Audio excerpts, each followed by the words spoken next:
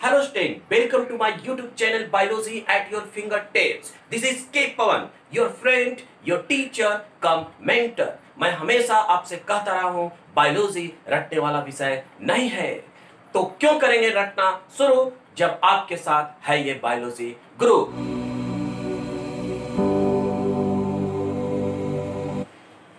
Hello, good morning.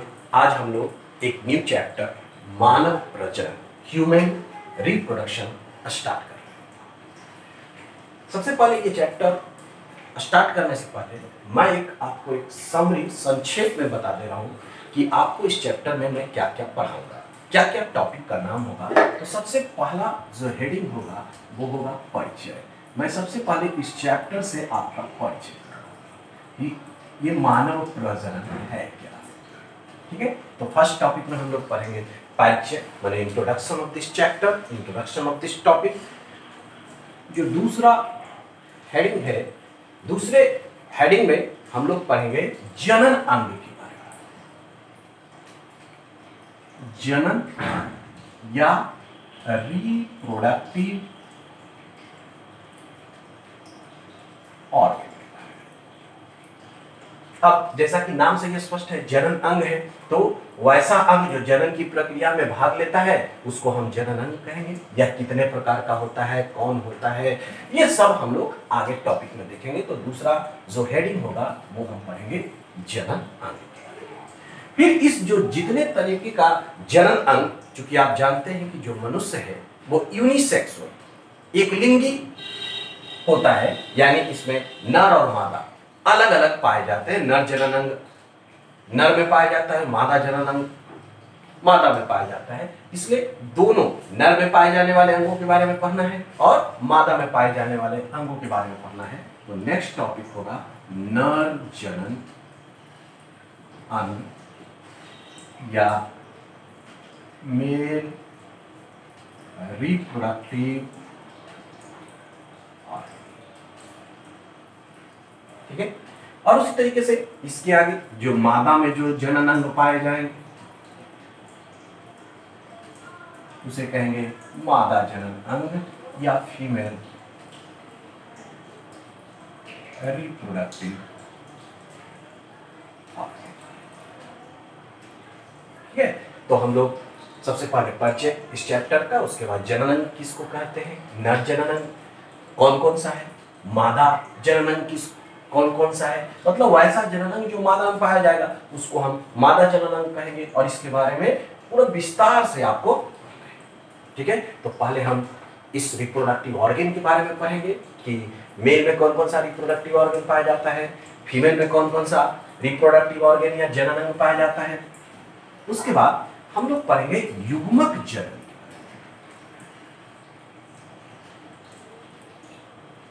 युग्मक जनन के बारे में, गैमेटोजेनेसिस के बारे में, ये सारे टर्मों से आपका परिचय मैं पिछले 2 चैप्टर में आपको करा चुका हूं। नाम से यह स्पष्ट है युग्मक जनन। युग्मक जनन मीन्स युग्मक निर्माण की प्रक्रिया को हम लोग युग्मक जनन कहते हैं।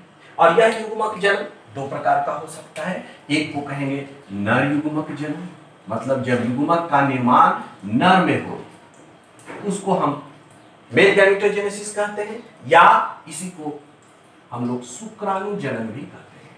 क्या कहेंगे, मनुष्य के केस में इसको हम शुक्राणु जनन भी कहते हैं। इंग्लिश में मेल गैमेटोजेनेसिस और स्पर्मेटोजेनेसिस। ठीक है, तो नर युग्मक जनन या शुक्राणु जनन। फिर हम लोग जब मादा युग्मक जनन, यानी मादा युग्मक का मादा में कहां कैसे निर्माण होता है इसके बारे में पढ़ेंगे। इसी को कहेंगे मादा युग्मक जनन या इसी को कहेंगे अंड जनन। इंग्लिश में कहते हैं फीमेल गैमेटोजेनेसिस और ओजेनेसिस। ठीक है, तो हम लोग युग्मक जनन पढ़ेंगे जिसमें स्पर्मेटोजेनेसिस और ओजेनेसिस।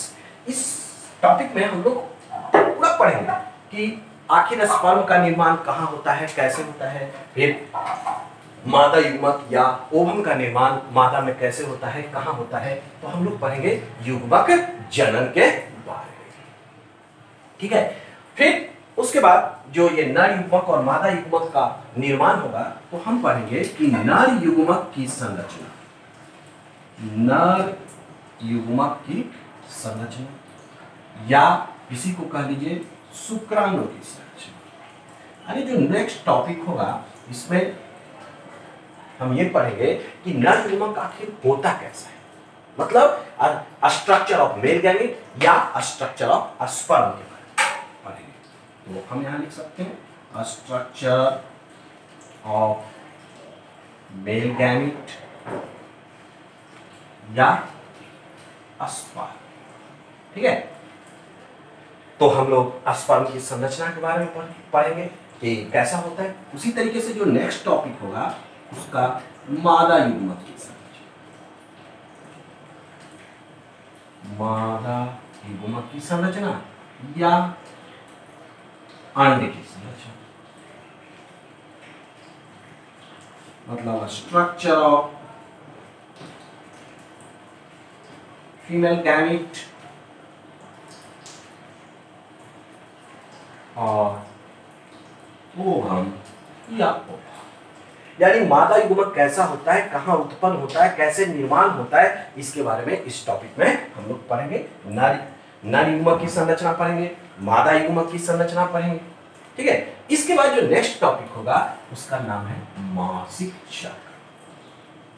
मासिक चक्र आप लोगों ने नाम सुना होगा, इसी को हम लोग मेंस्ट्रुअल साइकिल भी कहते हैं। तो हम लोग मासिक चक्र के बारे में पढ़ेंगे।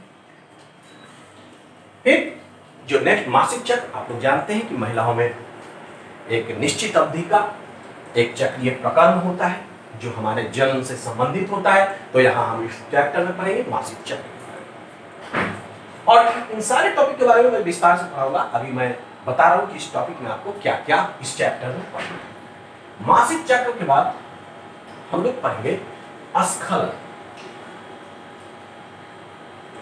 या इसी को कहते हैं वीरेसेचन।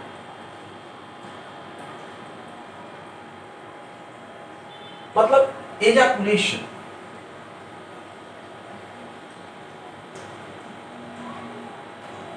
और इंसेमिनेशन, इसके बारे में पढ़ेंगे, ठीक है। तो हम लोग नेक्स्ट टॉपिक होगा स्खलन या वीरेसेचन। यदि आपको याद हो तो मैंने आपको पढ़ा, आप जानते हैं कि मनुष्य में लैंगिक जनन होगा कि अलैंगिक जनन होगा। तो मनुष्य में लैंगिक जनन होता है, और लैंगिक जनन के लिए आपको कहा था कि लैंगिक जनन की क्रिया एक जटिल क्रिया है, और इसको संपादित होने के लिए 3 चरण में हम इसको बांट करके पढ़े थे। पहला चरण था जिसको हम पूर्व निषेचन घटना कहते थे, जिसमें क्या क्या होता था, तो युग्मक का निर्माण होता था। देखिए यहाँ युग्मक का निर्माण हो रहा है, नर युग्मक और मादा युग्मक, युग्मक जनन के द्वारा।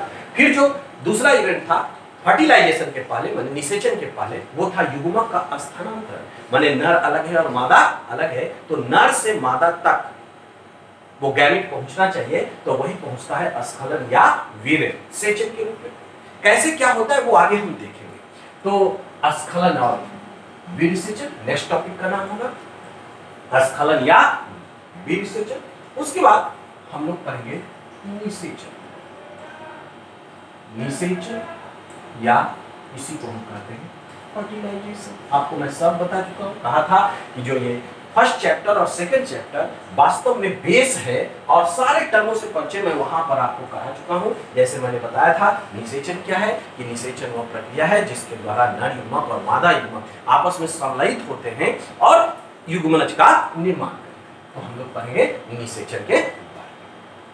निषेचन के बाद जब निषेचन हो जाएगा तो जब जाइगोट बनता है तो जाइगोट में विखंडन होता है। तो विखंडन होने वाली उस प्रक्रिया को हम कहते हैं विदलन। क्या कहते हैं? विदलन, या इसी को कहते हैं क्लीवेज। हम लोग सब विस्तार से पढ़ेंगे, अभी बस टॉपिक का नाम लिख रहा हूं कि विदलन, ठीक है। तो विखंडन होना शुरू हो जाएगा, फिर ये धीरे धीरे निषेचन के बाद विदलन होगा, और विदलन के बाद जब ये क्लीवेज होगा तो भ्रूण का निर्माण होगा, और ये भ्रूण गर्भाशय में जाकर के रोपित हो जाएगा। तो इसको हम कहते हैं भ्रूण का रोपण या इम्प्लांटेशन। यानी जो नेक्स्ट टॉपिक करना होगा भ्रूण का रोपण या इम्प्लांटेशन। हम इसमें ये पढ़ेंगे कि जब भ्रूण होता है कैसे गर्भाशय में जाकर के फिक्स हो जाता है, उसके बारे में। अब जब रोपित हो जाता है तो आपने नाम सुना होगा अपरा का, या बहुत कॉमन नेम है जिसको आप प्लेसेंटा कहते हैं। तो प्लेसेंटा निर्माण पढ़ेंगे, उसके बाद हम लोग अपरा के बारे में पढ़ेंगे, अपरा निर्माण, इसको हम लोग प्लेसेंटेशन भी कह सकते हैं।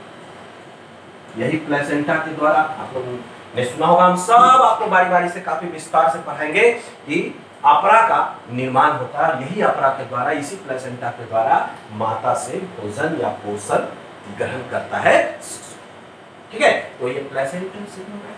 नेक्स्ट जो टर्म है, अब भ्रूण का विकास होगा, और भ्रूण का विकास होने के लिए हम अलग अलग खंड में पढ़ेंगे। नाम है एक स्टेज का जिसको हम गैस्ट्रुलेशन भी कहते हैं, गैस्ट्रुलेशन। ये गैस्ट्रुलेशन में हम लोग पढ़ेंगे, आप लोग जैसे एक कहावत सुना होगा, क्षितिजल पावक। पहले कहा जाता था कि हमारा जो ये शरीर है 5 तत्वों का बना हुआ है, क्षितिजल पावक गगन समीरा पंच तत्व ये बना सके। लेकिन बाद में पता चला कि बात ये सही नहीं है। वास्तव में जो हमारा शरीर है वो 3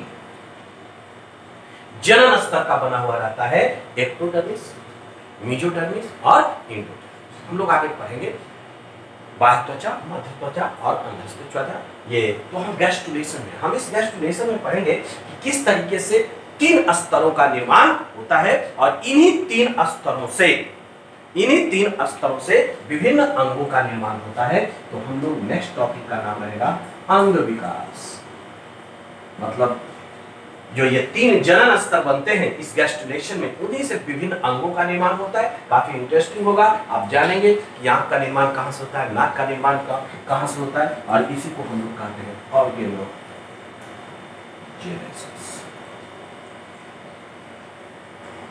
ऑर्गेनोजेनेसिस।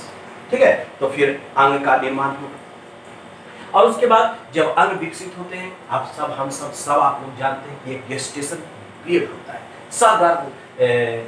गर्भकाल होता है। और जब गर्भकाल की समाप्ति हो जाती है, गेस्टेशन पीरियड जिसको हम बोलते हैं, आप यहाँ भी लिख सकते हैं कि हम लोग पढ़ेंगे गर्भकाल के बारे में। आप जानते हैं गेस्टेशन पीरियड लगभग 9 मंथ, आगे हम इसके बारे में बताएंगे कि शिशु को विकसित होने में हम लोगों में लगभग 9 मंथ का समय लगता है, तो उसके बारे में पढ़ेंगे। आज जब 9 मंथ की समाप्ति के बाद जब शिशु बाहर आता है तो उस प्रक्रिया को हम कहते हैं प्रसव। क्या कहते हैं? प्रसव। तो हम यहाँ पर पढ़ेंगे कि प्रसव कैसे होता है, प्रसव में कौन कौन से हार्मोन भाग लेते हैं। तो इसी को इंग्लिश में कहते हैं पार्चुरेशन। क्या नाम है? पार्चुरेशन। और जब आफ्टर पार्चुरेशन, प्रसव के बाद दुग्ध स्रवण, दुग्ध स्रवण या इसी को कहते हैं लैक्टेशन। ठीक है, तो इस पूरे चैप्टर को हम इन सारे हेडिंग में पढ़ेंगे। इन सारे हेडिंग में हम इन सारे हेडिंग्स को मैं बारी बारी से एक एक हेडिंग काफी विस्तार से बताते जाऊंगा। ये चैप्टर आपके लिए काफी इंपॉर्टेंट है, यहाँ से क्वेश्चन आना ही आना है। शॉर्ट क्वेश्चन भी आएगा, लॉन्ग क्वेश्चन भी आएगा, और ऑब्जेक्टिव भी आएगा। बहुत ही इंपॉर्टेंट चैप्टर है, और मेडिकल पॉइंट ऑफ व्यू से नीट के एग्जाम में भी यहाँ से बहुत सारे क्वेश्चन पूछे जाते रहे हैं। अगर आप क्वेश्चन को आप एक बार देखेंगे तो देखेंगे कि इस सेक्शन से बहुत सारा क्वेश्चन पूछा जाता है। मैं बहुत सारे टर्मों का यूज करूंगा और उन टर्मों से आपका परिचय कराऊंगा। तो हम लोग बारी बारी से इन सारे टॉपिक्स को इस चैप्टर में पढ़ेंगे। एक बार फिर से मैं रिपीट कर रहा हूँ, सबसे पहले परिचय कराऊंगा इस चैप्टर का, फिर जनन अंग के बारे में बताऊंगा। अब ये जनन अंग को दो कैटेगरी में बांट देंगे, नर जनन अंग और मादा जनन अंग। उसके बाद युग्मक जनन की बात करूंगा, क्योंकि आपको मैं पहले भी पढ़ाया हूं कि लैंगिक जनन है। आप हम सब जानते हैं कि मनुष्य में लैंगिक जनन होता है, सेक्सुअल रिप्रोडक्शन है, और इस सेक्सुअल रिप्रोडक्शन के लिए 3 चरण हम लोग पढ़े हैं। पहले पूर्व निषेचन घटना, पूर्व निषेचन घटना, फिर निषेचन, मेन इवेंट इज निषेचन, फर्टिलाइजेशन, और लास्ट वन इज पश्च निषेचन घटना, पोस्ट फर्टिलाइजेशन इवेंट। हम लोग ऑलरेडी पिछले चैप्टर में पढ़ चुके हैं कि लैंगिक जनन होने के लिए इन 3 घटनाओं का होना चाहिए। अब पूर्व निषेचन को फिर 2 भाग में बांटे थे। पहला था कि युग्मक का कैसे निर्माण होता है, तो हम लोग देखिए युग्मक जनन पढ़ रहे हैं, और इसी में पूर्व निषेचन घटना में कि युग्मक का स्थानांतरण कैसे होता है। तो देखिए यहाँ युग्मक का निर्माण हो रहा है, नर में हो रहा है तो नर युग्मक जनन या स्पर्मेटोजेनेसिस कहते हैं, मादा में हो रहा है तो अंड जनन या ओजेनेसिस कहते हैं। और फिर हम लोग पढ़ते हैं कि आखिर नर युग्मक होता कैसा है, हमारा स्पर्म होता कैसा है, उसके संरचना के बारे में, फिर मादा युग्मक की संरचना के बारे में। तो ये किस टॉपिक के अंतर्गत आया, पूर्व निषेचन घटना। फिर अब ये नर अलग और मादा अलग, तो नर मादा के पास पहुंचता कैसा है, तो हम लोग पढ़ेंगे स्खलन या वीर सेचन, और मासिक चक्र के बारे में पढ़ेंगे कि प्रत्येक महिलाओं में एक निश्चित अवधि का एक जनन प्रकरण चलता है जिसको हम मासिक चक्र बोलते हैं। तो स्खलन या वीर सेचन या इजाकुलेशन और इंसेमिनेशन के बारे में पढ़ेंगे। उसके बाद हम निषेचन, फर्टिलाइजेशन, नर युग्मक और मादा युग्मक कैसे आपस में संलयित हो जाते हैं और जायगोट का निर्माण करते हैं। फिर जायगोट में कैसे विभाजन होता है, तो एक नया टर्म है विदलन, लगभग क्लीवेज, ये माइटोसिस से मिलता है, लेकिन ये माइटोसिस से अंतर है, समसूत्री विभाजन से अंतर है। क्या है हम वहां पर देखेंगे। जब क्लीवेज हो जाता है तो गर्भाशय में आकर के वो भ्रूण रोपित हो जाता है, तो उस प्रक्रिया को हम बोलते हैं इम्प्लांटेशन। और जब भ्रूण एक बार रोपित हो जाता है, मादा के गर्भाशय में रोपित हो जाता है, तो उसी प्रक्रिया को हम प्रेगनेंसी या सगर्भता कहते हैं। और वो भ्रूण जो है अपना पोषण माता से प्राप्त करता है, एक स्पेशल संरचना जिसको हम अपरा बोलते हैं, प्लेसेंटा बोलते हैं, और अपरा निर्माण की प्रक्रिया को हम लोग प्लेसेंटेशन बोलते हैं। जब प्लेसेंटा का निर्माण हो जाता है तो पोषण ग्रहण करता है, भ्रूण में विकास होता है, और 3 लेयर का निर्माण होता है, ब्लास्टुला, गैस्टुला, आप पढ़ाऊंगा मैं यहाँ। और 3 लेयर का निर्माण होता है। प्राथमिक जनन स्तर होते हैं जिसको हम लोग एक्टोडर्मिस, मेसोडर्मिस और एंडोडर्मिस कहते हैं। और इन्हीं तीनों स्तरों से विभिन्न अंगों का, चाहे वो हमारा आंख हो, कान हो, नाक हो, सबका विकास होता है। और इन अंगों का विकास होने में जो समय लगता है, मैच्योर होने में, उस पूरे पीरियड को, प्रेगनेंसी से शिशु के बाहर आने के बीच के काल को हम लोग गर्भकाल कहते हैं या गेस्टेशन पीरियड होते हैं। हम लोगों में लगभग 9 मंथ का ये पीरियड होता है। और प्रसव, जैसे ही 9 मंथ ये गर्भकाल पूरा हो जाता है, शिशु बाहर आता है, तो उस प्रक्रिया को हम लोग प्रसव कहते हैं। और जैसे ही प्रसव होता है, माता के ममेरी ग्लैंड से दुग्ध का स्रवन होता है, तो उस प्रक्रिया को हम दुग्ध स्रवन या लैक्टेशन। तो ओवरऑल इतना टर्म या इतने हेडिंग में मैं आपको ये पढ़ाऊंगा। आज शुरुआत करता हूं, आज इस चैप्टर की शुरुआत करता हूं परिचय से, ठीक है। तो सबसे पहले शुरुआत करते हैं परिचय से इस चैप्टर का। तो 2 शब्द लिखा हुआ है, एक मानव और दूसरा प्रश्न। तो देखिए कोई भी चैप्टर तभी समझ में आएगा जब हम उस चैप्टर के नाम में ही उस चैप्टर का पूरा गूढ़ अर्थ समाया हुआ रहता है। तो हम इसके बारे में सबसे पहले जाएंगे। मानव तो समझने में हम समझते हैं किसी को कोई प्रॉब्लम नहीं होना है।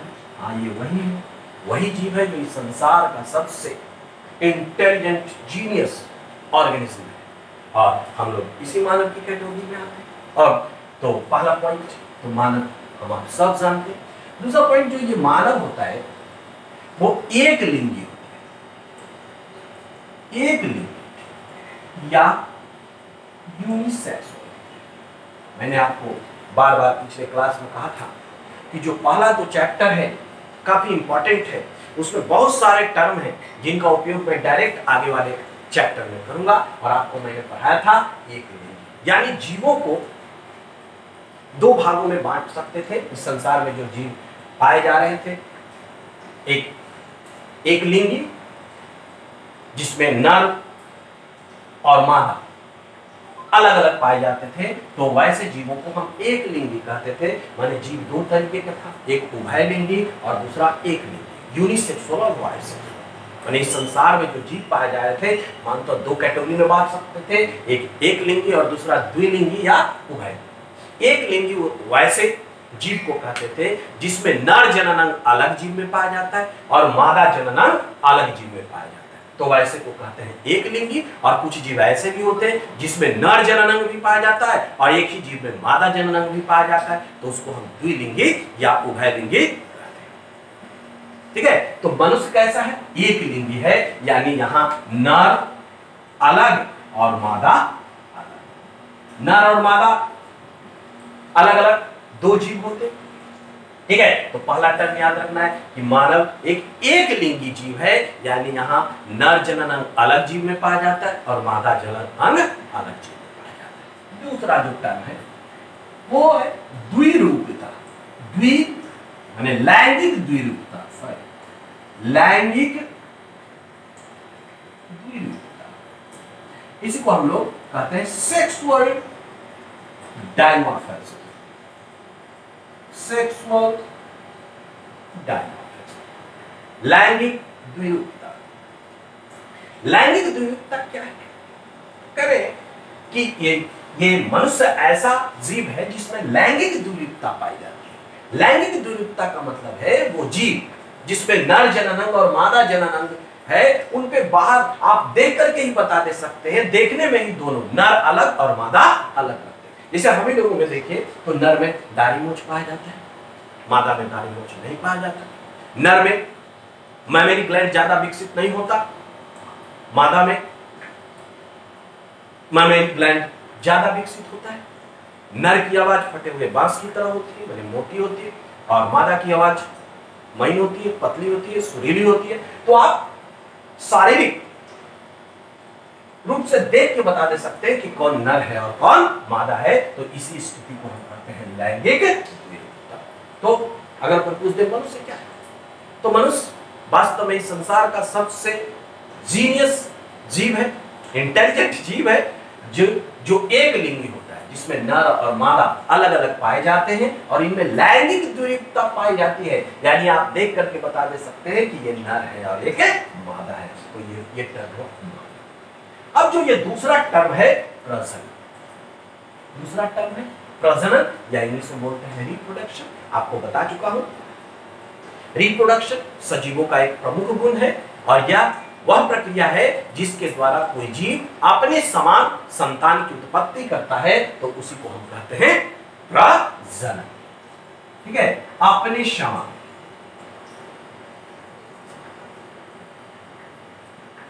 संतान की उत्पत्ति। ठीक है, ओवरऑल इस चैप्टर का नाम हो गया कि मानव में अपने समान संतान की उत्पत्ति होती कैसी है, इसी पूरी प्रक्रिया को हमको समझना है। तो फिर से पॉइंट याद रखना है कि मानव एक लिंगी प्राणी है, एक लिंगी जीव है, और दूसरा इसमें लैंगिक द्विरूपता या सेक्सुअल डायमॉर्फिज्म देखने को मिलता है। वो यदि पूछ दे लैंगिक द्विरूपता क्या है, यानी आप देख करके उनमें शारीरिक भिन्नता होती है नर और मादा में। ठीक है, तो इसी के साथ इस चैप्टर का ये परिचय हुआ। अब जो ये दूसरा टॉपिक था उसके बारे में, जनन अंगों को दो भागों में बांटा जा सकता है, प्राथमिक लैंगिक अंग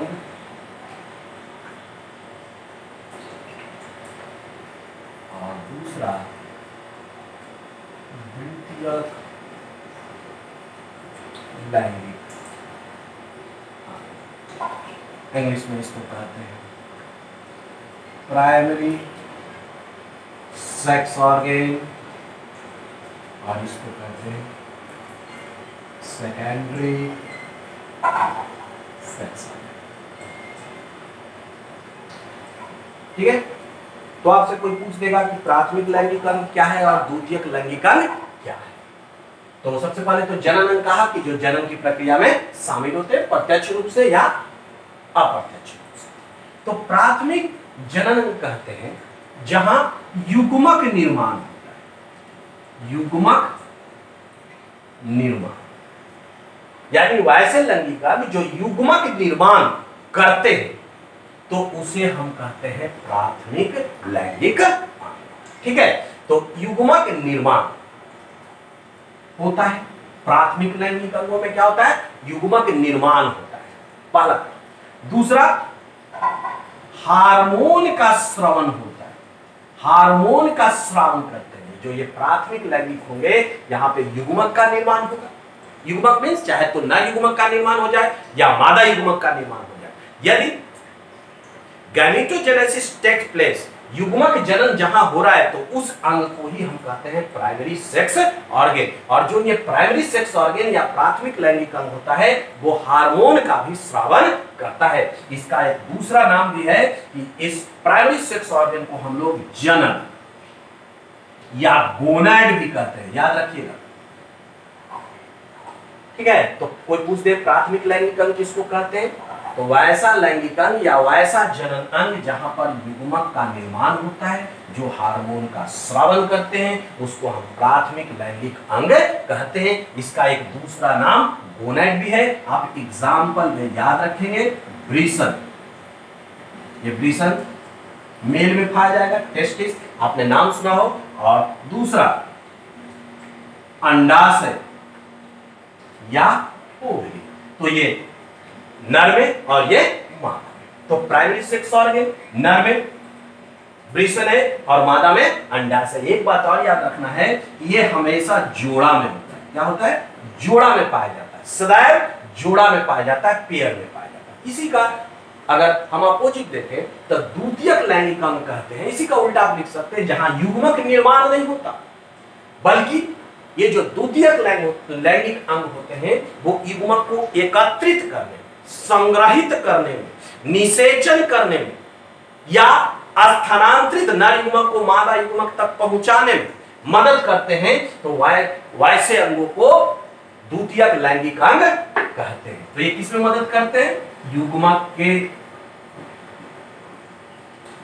एकत्रीकरण में या संग्रहण में या निषेचन में या पोषण में या स्थानांतरण में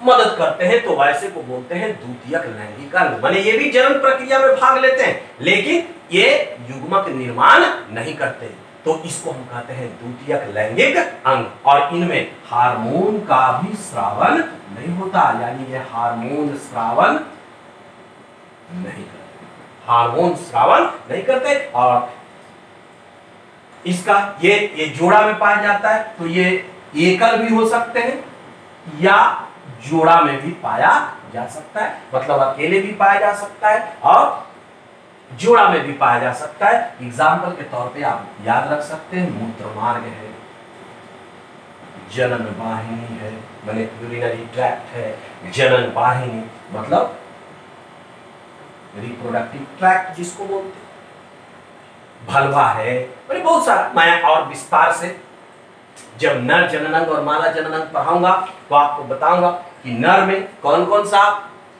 प्राथमिक लैंगिक अंग है और मादा में कौन कौन सा प्राथमिक लैंगिक अंग है, फिर नर में कौन कौन सा द्वितीयक लैंगिक अंग है और मादा में कौन कौन सा द्वितीयक लैंगिक अंग है। अभी इतना बात याद रखना है कि प्राथमिक लैंगिक अंग या प्राइमरी सेक्स ऑर्गन कहते हैं जहां पर युग्मक का निर्माण होता है और जो हार्मोन का स्रावन करते हैं। द्वितीयक लैंगिक अंग कहते हैं जो यहाँ पे गैमेट का निर्माण तो नहीं होता, लेकिन वो गैमेट को स्थानांतरित करने में, निषेचन करने में या पोषण करने में, इन सारी प्रक्रियाओं में वो मदद करते हैं और इनमें हार्मोन का स्रावन नहीं होता। ये जोड़ा में पाया जाता है, ये जोड़ा में पाया नहीं जाता। तो ये जनन अंग है।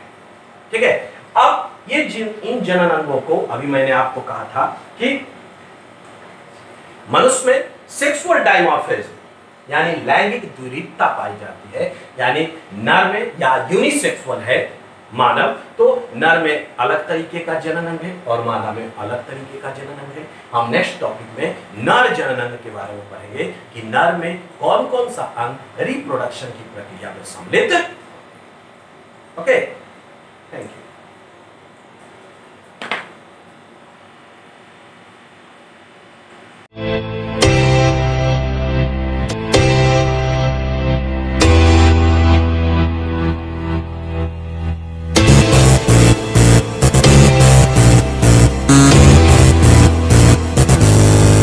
हैं।